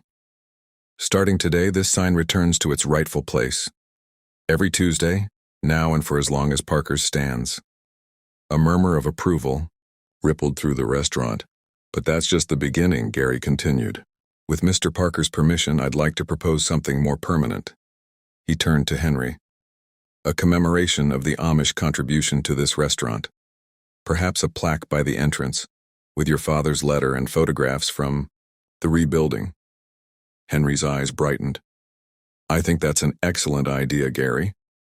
And one more thing," Gary added, turning back to the customers. "The dress code policy that led to Tuesday's misunderstanding is hereby rescinded. Parker's welcomes all guests, exactly as they are." He looked directly at Jacob Lapp. "Some standards transcend appearances. Thank you for reminding us of that." As he finished speaking, something subtle but significant shifted in the atmosphere of the restaurant. It was as if a dissonant note in a familiar melody had finally been resolved, allowing the music to flow as it was always meant to. The elderly woman who had spoken earlier about James Parker's photograph approached Jacob's table slowly, leaning on her cane. "Mr. Lapp," she said, "you won't remember me, but my husband worked at the hardware store that donated supplies for the rebuilding. He passed last year, but he never forgot what your community did." She reached out a trembling hand. "I just wanted to say thank you." "Better late than never, I suppose." Jacob stood to accept her hand, his eyes kind. "No thanks is necessary, Mrs. Wilson," she supplied. "Eleanor Wilson." "Mrs. Wilson," Jacob continued, "what we did as neighbors should. Nothing more." "Nothing more," she repeated softly. "But also nothing less." She patted his hand and returned to her table, wiping a tear as she went. One by one, other customers approached, some to share memories, others simply to introduce themselves. The invisible barrier that had separated the Amish from the rest of the community seemed to dissolve with each handshake, each shared story. As this impromptu reconciliation unfolded, Morgan Freeman watched from a quiet corner, a small smile playing at the corners of his mouth. His role in this drama was ending, had perhaps already ended, but he would carry the memory of this moment with him, another testament to the power of remembering, of speaking truth, of honoring promises across the years. Outside, the afternoon sun broke through the autumn clouds, casting golden light through the restaurant windows. It illuminated the old wooden floors, the carefully preserved beams overhead, the corner table where Jacob Lapp sat surrounded by both old friends and new acquaintances. Some things change, some things should never change, and sometimes the wisdom lies in knowing the difference. A heavy silence lingered in the restaurant after Henry Parker finished reading his father's letter. The weight of history, of promises made, forgotten, and now remembered, settled over everyone present like an invisible mantle. The afternoon light slanted through the windows, catching dust motes and golden beams as it cast long shadows across the wooden floors that the Amish had installed nearly 4 decades earlier. All eyes turned to Gary Mitchell, who stood motionless near the center of the dining room. His carefully cultivated professional demeanor had crumbled, revealing something more vulnerable beneath. A man confronting an uncomfortable truth about himself.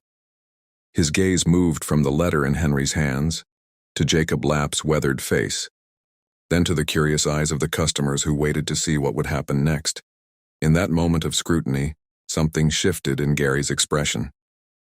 The defensive pride that had characterized his earlier interactions with Morgan Freeman dissolved, replaced by a growing recognition visible in his eyes, the understanding that he stood at a crossroads that would define not just his professional path but his character. The clock on the wall ticked steadily, marking seconds that stretched into a full minute of contemplation. No one spoke, no one moved. Even the kitchen staff had emerged to watch, standing in the doorway, dish towels and utensils still in hand.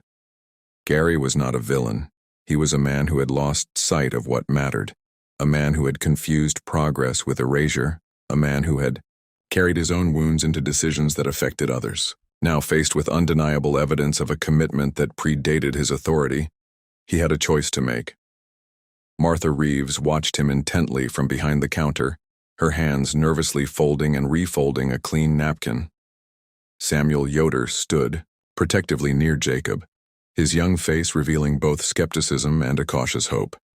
Morgan Freeman remained seated at his table, a thoughtful witness to a story approaching its resolution. The young dishwasher, Luis, whispered something to Miguel, who shushed him gently. An elderly couple who had been regular customers for 30 years held hands across their table, waiting. The tension in the room was palpable, not hostile but expectant, as if the entire restaurant collectively held its breath. Gary took a deep breath, straightened his shoulders, and walked deliberately toward Jacob Lapp's table. The click of his polished shoes against the wooden floor seemed unnaturally loud in the hushed restaurant. When he reached the table, he did something no one expected. He lowered his head and spoke, his voice stripped of its usual professional polish, revealing something raw and genuine beneath. "Mr. Lapp," he began, "I owe you an apology, not just for Tuesday night but for failing to understand what this place truly means to this community." He glanced around at the watching faces. "To all of you." Gary turned to address the entire restaurant. "I came to Parker's with ideas about modernization, about progress. I saw tradition as an anchor holding us back rather than a foundation to build upon." He gestured to the letter still in Henry's hands. "I didn't know this history, but even if I had—" He paused, seeming to wrestle with a difficult admission. "Even if I had, I might have dismissed it as sentimentality." His voice grew firmer. "I was wrong. This restaurant isn't just a business, it's a keeper of promises, a holder of shared history." He turned back to Jacob. "Your community helped save this place once. I almost broke that bond through ignorance and personal biases I wasn't fully aware I was carrying." Gary's hands, usually so steady, trembled slightly as he continued. "My father owned a small business too, a hardware store in western Pennsylvania. He refused to change with the times, clung to old ways because that's what he knew. When big box stores came to our town, his business failed. We lost everything." His voice caught slightly. "I promised myself I'd never make his mistake, but I nearly made a different one, throwing away the very thing that made this place special in a misguided pursuit of progress." A murmur rippled through the restaurant at this frank admission. Gary's usual confidence had been replaced by something more valuable: humility. "The dress code policy is repealed, effective immediately," he continued. "And with Mr. Parker's permission, I'd like to establish something more permanent. A visible reminder of the promise this restaurant made to the Amish community 40 years ago." Henry nodded his approval, his eyes bright with emotion. "I think my father would appreciate that, Gary." Jacob Lapp, who had remained silent throughout Gary's apology, finally spoke. "Thank you, Mr. Mitchell. Your words are accepted in the spirit they are offered." His voice carried the quiet authority of a man who had seen enough of life to value reconciliation over recrimination. "We do not hold grudges. That is not our way. Our faith teaches forgiveness," Jacob continued, his hands folded calmly on the table before him. "Not because the offense doesn't matter, but because bitterness serves no one. It is a burden too heavy to carry through life. Samuel Yoder seemed less certain, his young face still carrying traces of skepticism. Words are important, he said, addressing Gary directly. But they must be followed by actions to have true meaning. You're right, Gary acknowledged without defensiveness. And I hope you'll give me the opportunity to demonstrate that this isn't just about smoothing over an uncomfortable moment. He looked at Jacob. Your table will always be waiting for you every Tuesday. That's a promise I intend to keep.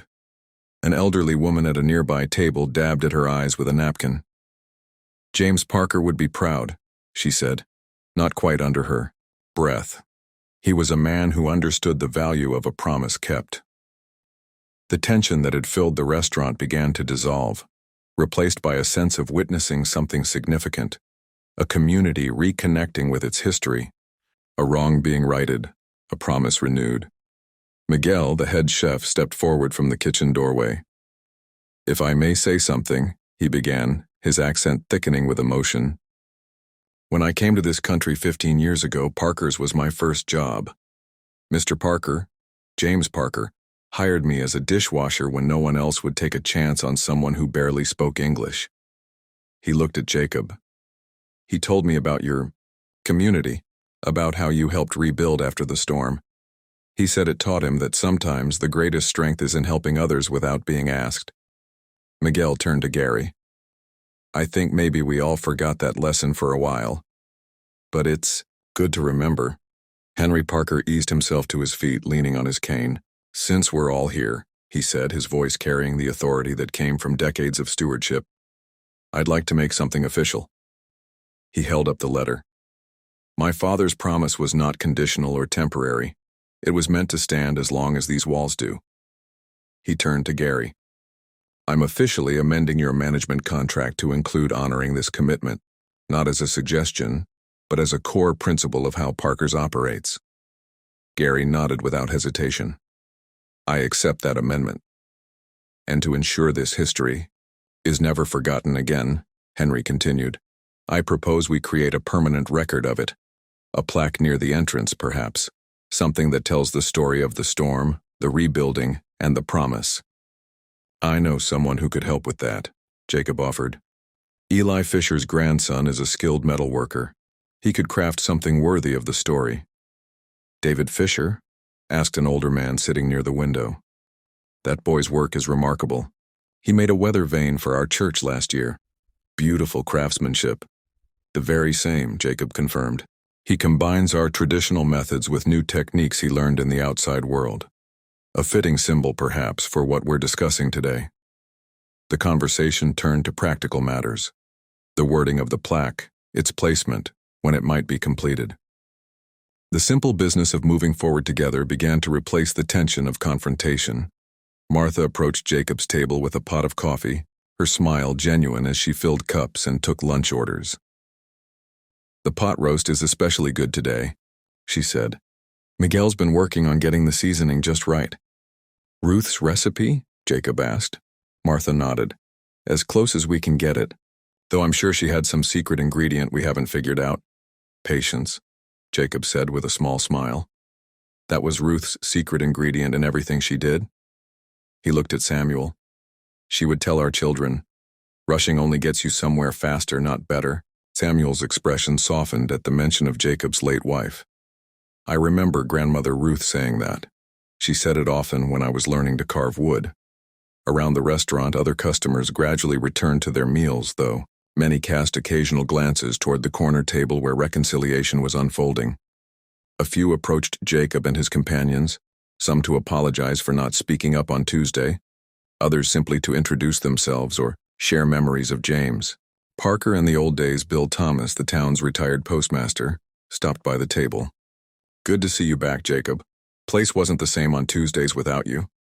He shook his head. I should have said something the other night. Been kicking myself since. No need for that, Jacob assured him. What matters is now, not Tuesday. Claire, Wilson, who taught at the local elementary school, brought her 2 young children over. I'd like my kids to meet you, Mr. Lapp.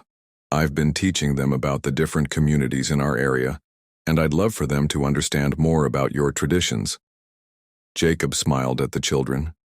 Perhaps you and your class might visit our farm someday. See how we make furniture, raise our crops. Claire's eyes brightened. That would be wonderful.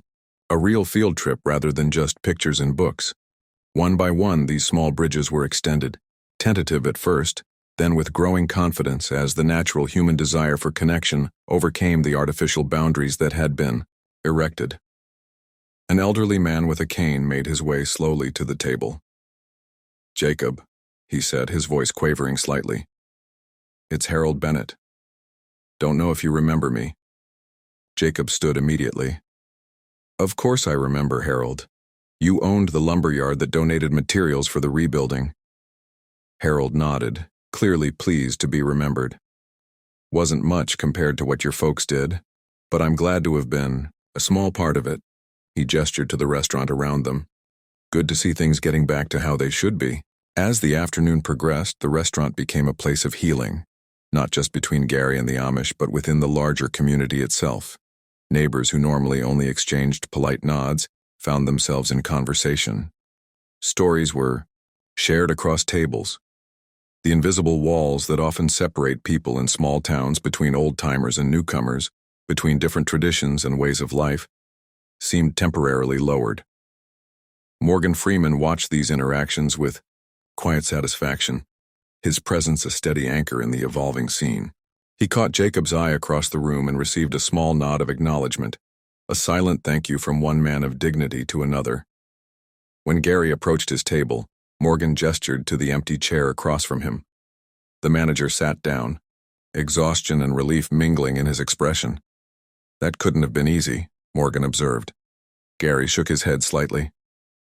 It wasn't. But it was necessary. He looked around at the restaurant, now alive with conversation and movement. I came here to make my mark, to prove I could transform a struggling small-town restaurant into something more impressive. And now, Morgan prompted. Now I understand that I was missing the point. This place was already impressive, just not in ways I recognized.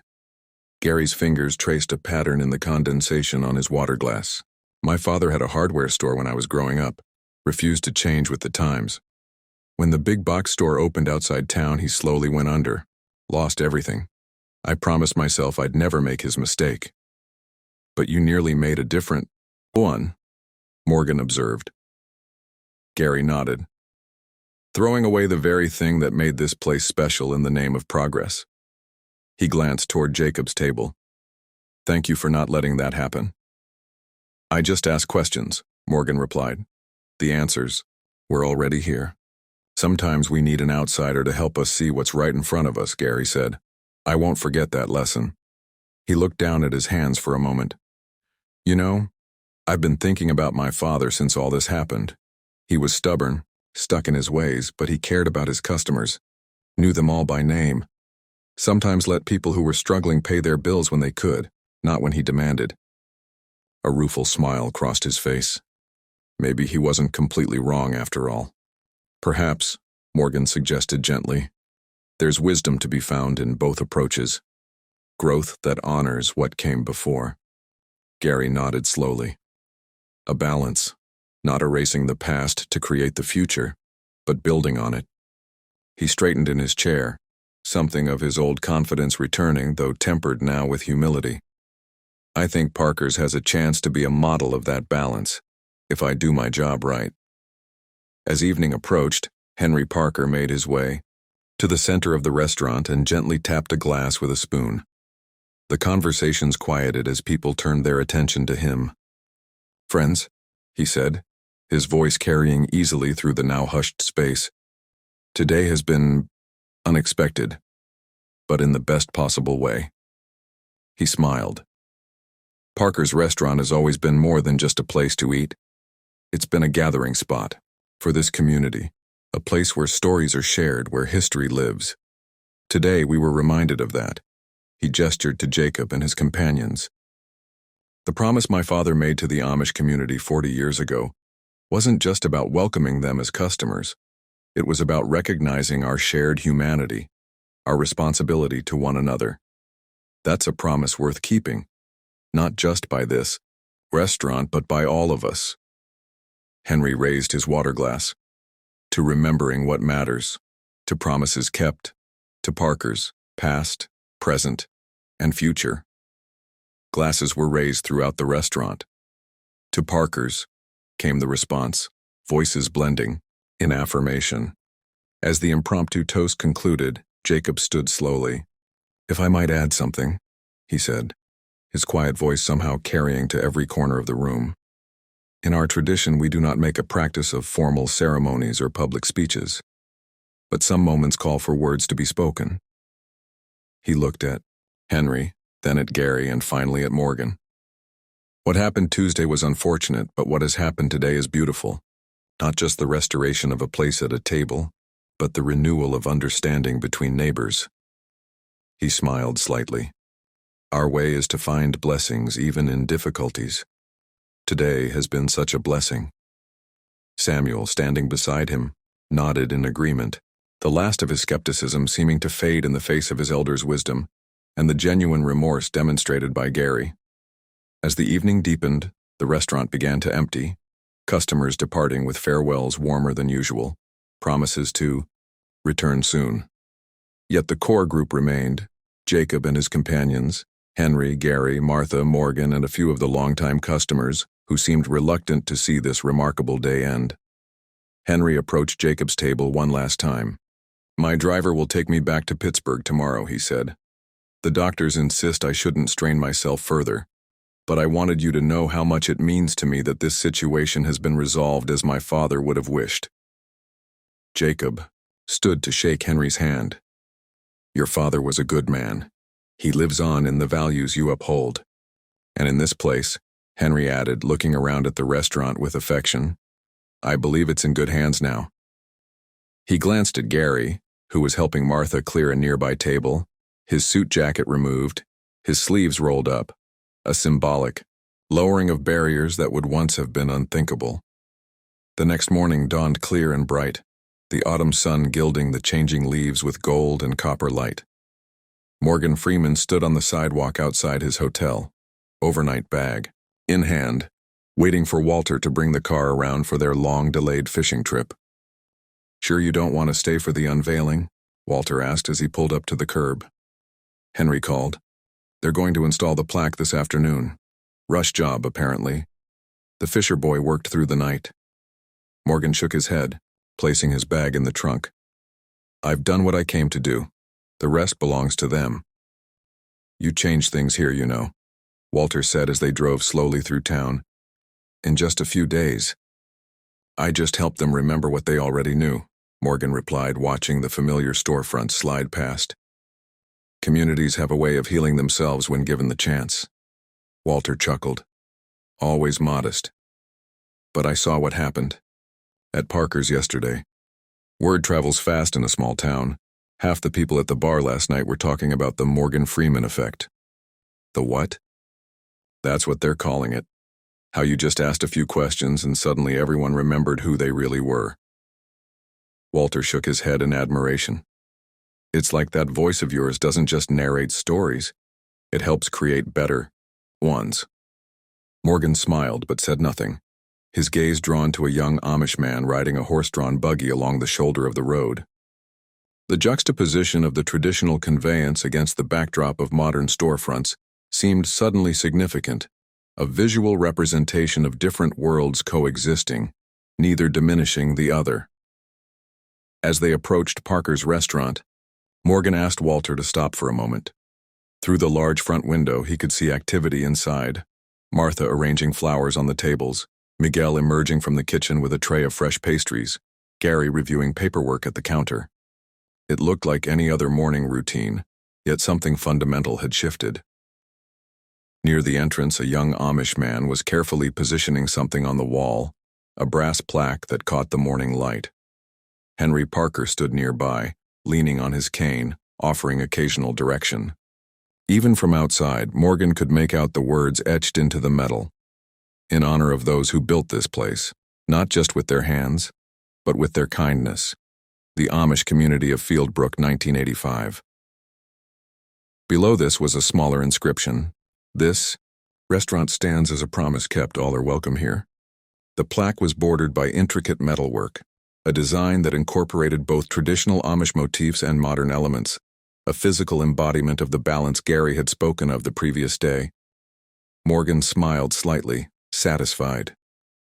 As Walter prepared to drive on, something caught Morgan's attention, a familiar figure approaching the restaurant from the opposite direction.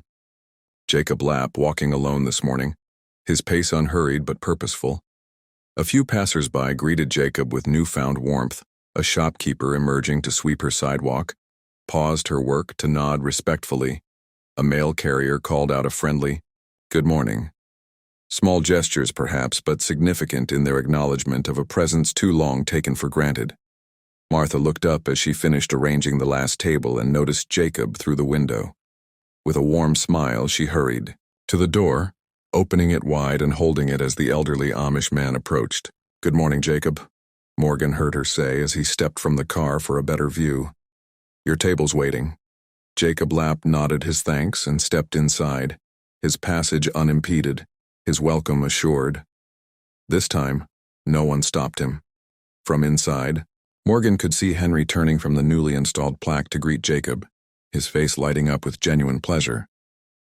Gary emerged from behind the counter, extending his hand in welcome. The young Amish metalworker, Eli Fisher's grandson presumably, stood back to admire his handiwork, accepting Jacob's nod of approval with quiet pride. It was a small moment. In many ways, just a man entering a restaurant for breakfast. But in its simplicity lay its power, the restoration of a dignity that should never have been questioned. Morgan watched for a moment longer, then returned to the car. His work here was done. It had never been about him. It had always been about something greater, about helping a community remember its best self. "Ready for that fishing trip now?" Walter asked as Morgan settled into the passenger seat. "More than ready," Morgan replied, his deep voice carrying the satisfaction of a story well concluded. "I hear there's a lake just outside town with bass that haven't seen a lure in years." "Farmer's Lake," Walter confirmed with a grin. "Local, secret. You're going to love it." As they drove out of town, Morgan glanced back once more at Parker's restaurant, now receding in the distance. The morning sun glinted off the new brass plaque, a small but significant beacon of memory preserved, of promises honored, of simple dignity recognized.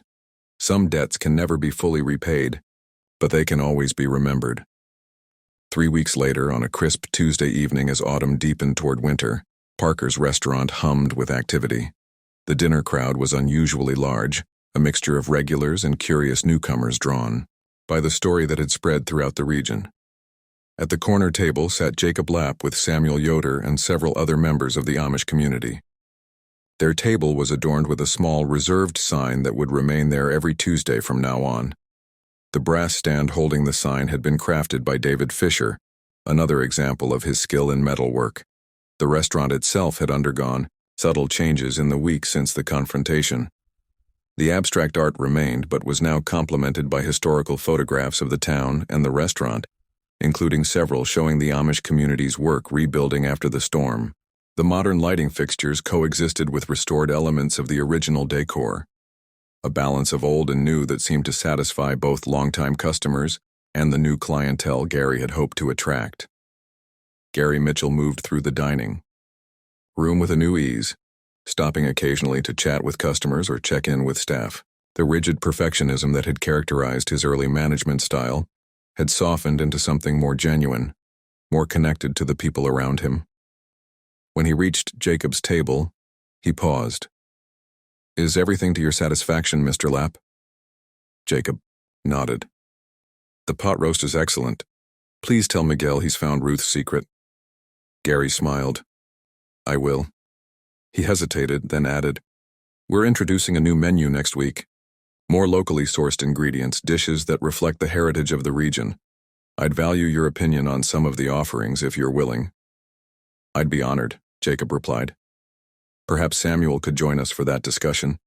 He has a younger palate, and we must think of the future as well as the past." Samuel looked up in surprise, clearly pleased by the suggestion. I would be glad to help. Gary nodded. Perfect. And while we're talking about the future, he reached into his pocket and withdrew a small envelope, placing it on the table. An invitation.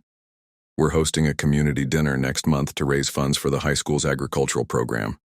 We'd be honored if members of your community would attend. As our guests, of course. Jacob opened the envelope, reading the invitation with interest.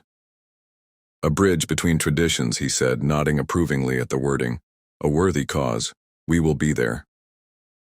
From his position near the bar, Henry Parker watched this exchange with satisfaction. Though he would return to Pittsburgh the following day, he felt confident leaving the restaurant in Gary's hands. Not despite the recent conflict, but because of how it had been resolved. His daughter, Catherine, stood beside him, having arrived, to drive him home the next day. You seem pleased, Dad, she observed. When you insisted on coming here 3 weeks ago, I was worried it would be too much for you. Henry patted her hand. Sometimes the heart needs healing as much as the body. This place, this town, needed to remember itself. I'm glad I could be part of that. And Gary? She asked. You were so uncertain about hiring him last year. Henry watched as the manager moved on to greet other customers, his manner genuine, his attention focused on each person he spoke with. Gary needed to learn that progress isn't about erasing what came before. It's about building on it. He smiled. I think he'll do just fine now. Martha approached with a fresh pot of coffee. Special delivery, she said, filling Jacob's cup. I saved the last of the apple pie for you and your friends. Just came out of the oven. As she served the pie, the front door opened, admitting a gust of cool evening air and a new customer, a tall, distinguished man who paused just inside the entrance, surveying the busy restaurant with approval. Mr. Freeman, Martha exclaimed. We weren't expecting you back. The restaurant seemed to pause for a moment as people recognized the visitor. Conversations quieted, heads turned. Morgan Freeman smiled, removing his scarf as he stepped fully inside. I was passing through, he said, his resonant voice carrying easily in the sudden hush. Thought I'd stop for dinner. His eyes moved to the corner table. And perhaps some good company, if there's room. Jacob gestured to the empty chair at their table. There's always room for a friend. As Morgan made his way across the restaurant, patrons greeted him warmly. Not just as a celebrity, but as someone who had become, however briefly, a part of their community's story. He paused at the plaque by the entrance, studying it with appreciation, before continuing to Jacob's table. The craftsmanship is excellent, he commented as he sat down. A fitting tribute. David Fisher's work, Jacob said proudly. He has been commissioned for 3 more projects since this one was installed. Henry Parker made his way over, leaning on his cane. Morgan Freeman, the man who reminded us who we are. He extended his hand. Welcome back. As they shook hands, Henry glanced toward Gary, who was watching from across the room. Come join us, Gary. I think we have something to celebrate tonight. Gary approached, a bottle of sparkling cider and glasses on a tray. I thought perhaps a toast might be in order, he suggested, setting the glasses on the table. Non-alcoholic, of course out of respect for our Amish friends. As he poured the cider, other restaurant patrons gathered around, sensing a moment worth sharing. Martha and Miguel emerged from the kitchen. The young dishwasher, Luis, peered out curiously. Henry raised his glass. To remembering, he said simply. To new beginnings, Gary added. 2 promises kept, Jacob said with quiet dignity. Morgan looked around the circle of faces, some familiar from his earlier visit, others new, all somehow connected through the simple act of breaking bread together in a place that had rediscovered its heart. To simple dignity, he said, his deep voice resonating with warmth, and the courage to uphold it. As they drank to these sentiments, the restaurant around them hummed with life and conversation, a community gathering place once more. The shared meal that followed, stories exchanged across cultures, laughter bridging differences of age and background, the simple pleasure of good food enjoyed in good company, was perhaps the truest testament to what had been restored. Outside, The first snowflakes of the season began to fall, dusting the sidewalk with white. Inside, warmed by good food and better company, a community continued the patient work of healing, of remembering, of moving forward together.